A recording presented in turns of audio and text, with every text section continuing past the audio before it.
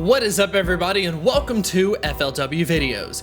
In today's episode, we are going to be talking about the topic of what you do when you beat Pokemon Go. Of course, I'm talking about hitting level 40.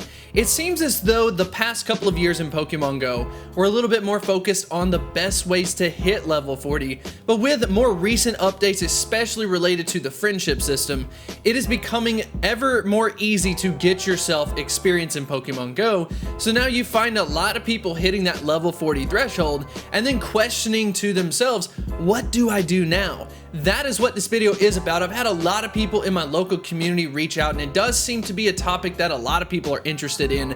So maybe if you're thinking the game is a little bit stale, hopefully this video will help you to at least find something else to kind of explore to see if you are interested in.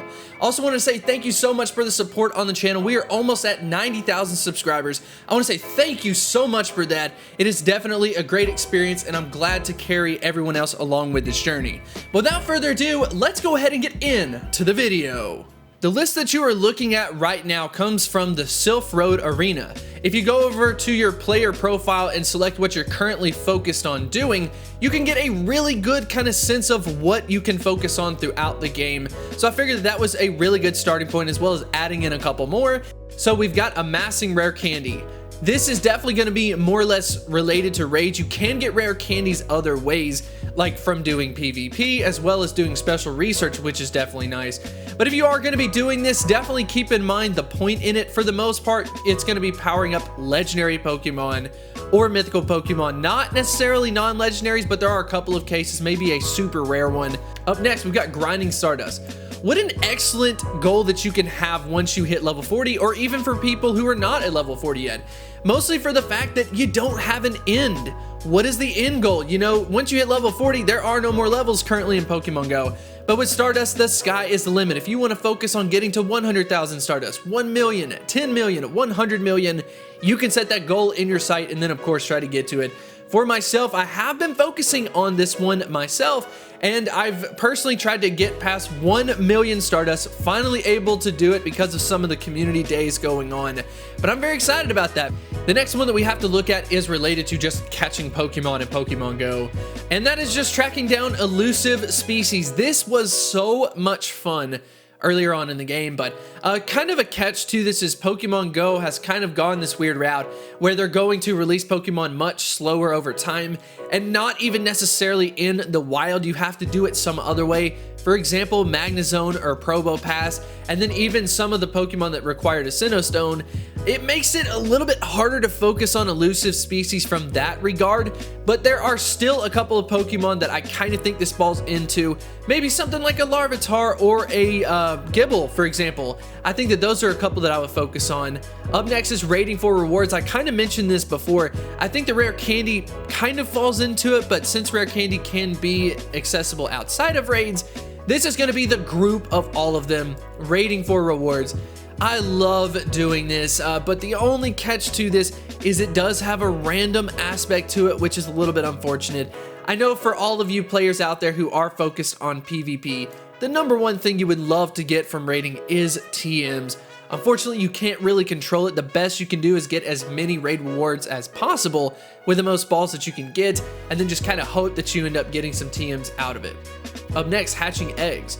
This is a kind of an interesting one because I don't really know many people who go and hatch eggs for the sake of hatching eggs. It's really just kind of like what you could potentially get from it, whether it be a shiny Pokemon, a Pokemon exclusive to eggs, or just focusing on the Stardust aspect of it. I think that those are kind of the things that people are going about. For example, if you are a shiny hunter, you can go about it throughout the eggs as well as some other things, but we will definitely talk about that.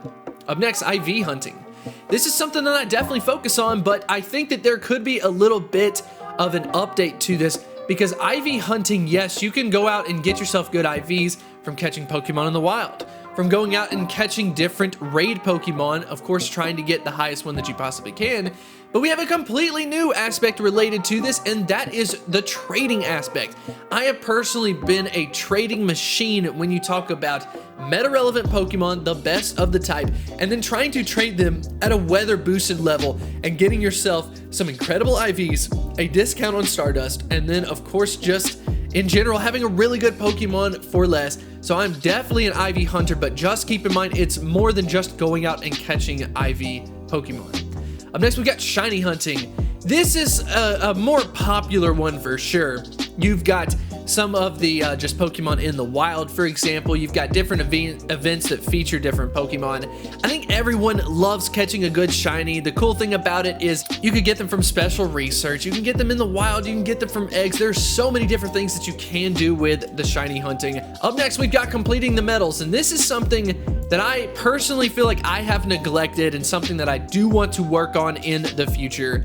If you go ahead and check it out, I've got quite a bit of silver medals, but I really don't personally feel a sense of urgency to complete some of them, especially the ones like doing 1,000 raids. I mean, that's just a lot of money. I would rather just kind of do that slowly over time, not focus on it, but some other ones like the Magikarp one or the Tiny Rattata, I definitely need to kind of pick that up a little bit. But if you are looking for something fun to do, maybe consider completing your medals. You probably more than likely hit level 40 without getting all of your badges done. So definitely check that out if you are looking for something to do. This is another major topic. Soloing raid bosses. Not necessarily just soloing, but we could call it short manning different raids. If you like a challenge and you want to talk about it from a raid perspective, this is really going to come into a competitive aspect. You're in such a cool situation where maybe or maybe not you can beat a different Pokemon and you need another teammate, but you got to power up all of your Pokemon. You got to be in the best case scenario possible. There's a lot of really fun things that you can do with this. And then of course, once again, some very impressive channels that kind of focus on this. So if you are interested in that, definitely feel free to check that out. Up next, we've got earning gold gym badges. Now, I have seen a lot of people are interested in this. I've seen a lot of talks about it, people talking about the different gyms that they have turn gold. I'm not personally too interested in it, but that is definitely something to kind of point out that people are interested in, at least as a whole. Up next, we've got coaching newer trainers. And, you know, I guess with my channel, I'm technically doing this, pretty much daily, but even in my local community, you know, this is something that I think I probably fit in to the best, something that I love doing. I love meeting new players, showing them the different tricks, how to quick catch, how to circle lock, and just kind of some general strategies. I personally love doing this, so maybe consider that.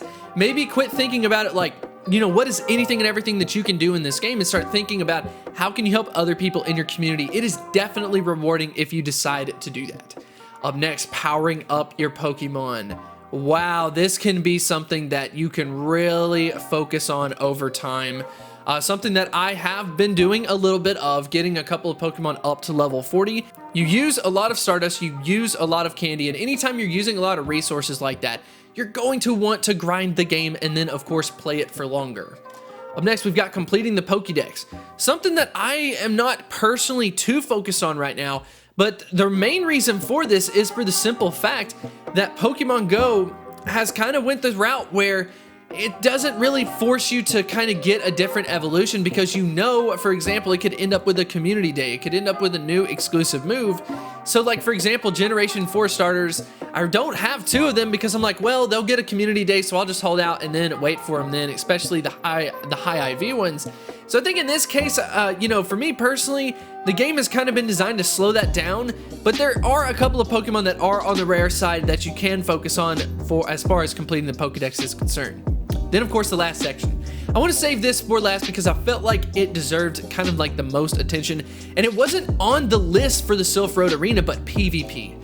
PvP is definitely its own section in Pokemon Go, kind of like a niche thing, at least for now. I do anticipate it will become more widely popular as soon as some updates happen in Pokemon Go, but wow, this is so much fun. It involves strategy, it involves powering up Pokemon, it involves changing the different movesets, and then of course just developing teams, interacting with other people in the community. It is so much fun to play, and something that I think once you figure it out, you're either going to like it, not like it, and you're going to know. But if you've never tried it, I highly recommend you to check out a tournament in your local area. And if you don't have any tournaments in your local area, maybe take it as an opportunity to go ahead and try to create something like that and definitely help out your community. So yeah, that just about wraps up the video. Hopefully this video is helpful to you. There are so many more things that you could do in Pokemon Go, but maybe this kind of gets the wheels turning. For myself, for example, I love trying to get legacy move Pokemon, talking to people who played a long time ago and then trying to build up a collection. That's something that I'm personally interested in, so it can go a little bit more from just rare Pokemon, but rare for a certain reason, like a moveset. I definitely want to know what you think about it in the comment section below. Let me know what you are currently focused on in Pokemon Go, and I will see you next time. I wanted to extend a huge thank you to the supporters over at Patreon. You definitely make this possible, and I 100% appreciate this support. If you are interested in supporting my channel on Patreon, definitely feel free to check out the link in the description.